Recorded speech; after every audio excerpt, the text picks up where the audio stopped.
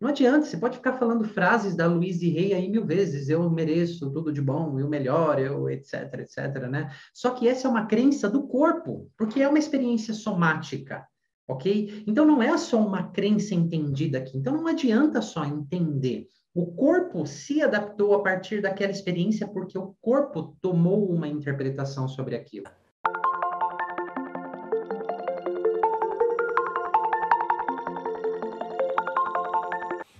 O que é corrigido na vivência, o que é curado, como se dá isso? Vamos lá. Pergunta legal essa. Bom, primeiramente, a gente não sabe o que a gente vivenciou dentro do útero, né? São memórias celulares, são informações armazenadas em camadas muito profundas. Eu costumo usar a seguinte analogia, Jennifer.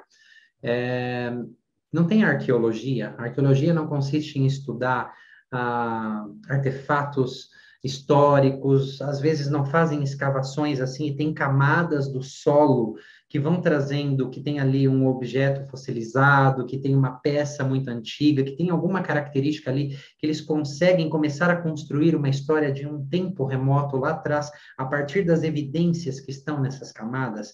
Então, é mais ou menos isso que primeiro a gente tem que fazer, né? Essas informações estão em camadas muito profundas, né, dentro de nós. Então, imagina que a nossa racionalidade é a grama aqui em cima, e tem muitas camadas arqueológicas cheias de pistas, vestígios, informações nessas camadas abaixo.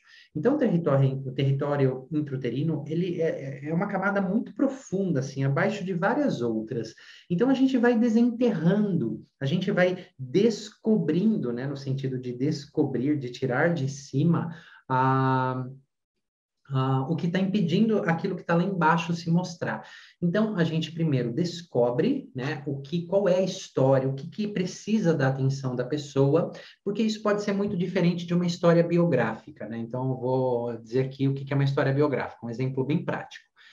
Uma vez eu estava na vivência pré-perinatal com uma pessoa, me lembro como se fosse hoje, né? Isso aconteceu em 2015.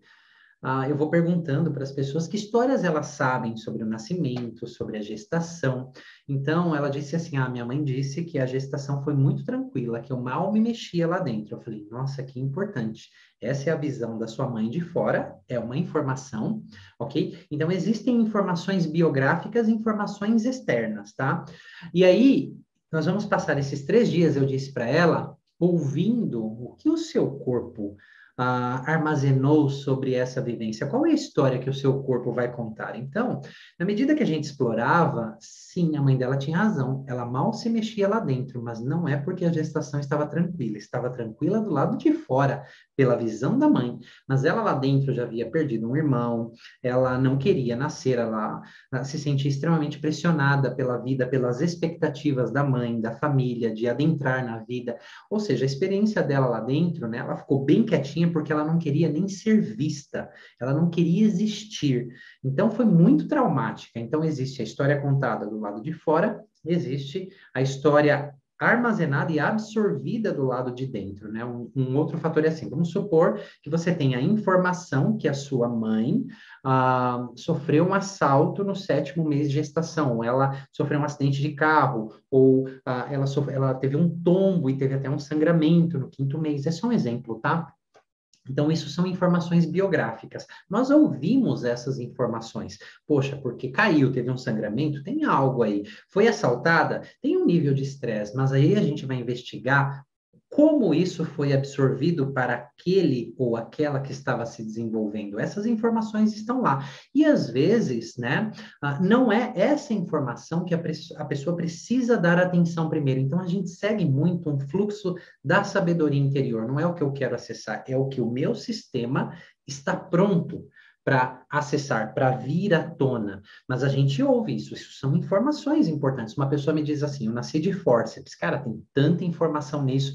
Olha, eu tive sofrimento fetal, eu nasci de cesárea, só eu tive um parto humanizado. Isso são muitas informações, ok? Então, a gente vai ouvindo a história biográfica e a gente vai se dando a oportunidade, através do trabalho, de emergir esse material, que nem sempre é um material traumático. Tem coisas lindas também, não tem só dor, tem muita coisa bonita, tá? Então, o primeiro passo é isso, o que é corrigido? Primeiro, a gente tem que saber o que é que vai emergir, ok? Então, quando isso emerge, que o corpo mostra, que o self mostra o que está acontecendo lá dentro, tá? A gente começa com intervenções corretivas. Isso depende do material que emergiu. Se é uma circular de cordão, se ali é algo na jornada do esperma, um trauma de concepção, um trauma, né, que a gente chama do choque da descoberta. Então, por exemplo, eu vou ouvindo as pessoas e nas entrelinhas tem muita informação. Então, às vezes, as intervenções já começam ali,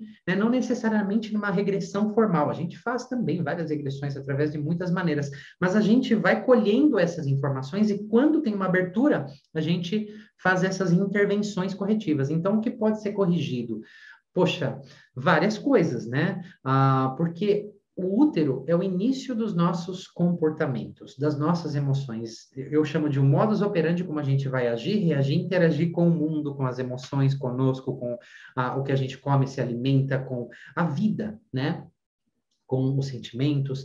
Então, basicamente, imagine o seguinte: se uma casa vai ser construída e os pilares dessa casa, que vai sustentar a casa, não são só tijolos, a gente precisa de pilares, né? A primeira coisa que se constrói antes de subir uma casa, antes de subir um prédio, não são os pilares, que eles têm que estar firmes. Agora, imagine se esses pilares não são tão retos, eles são meio curvos, tá?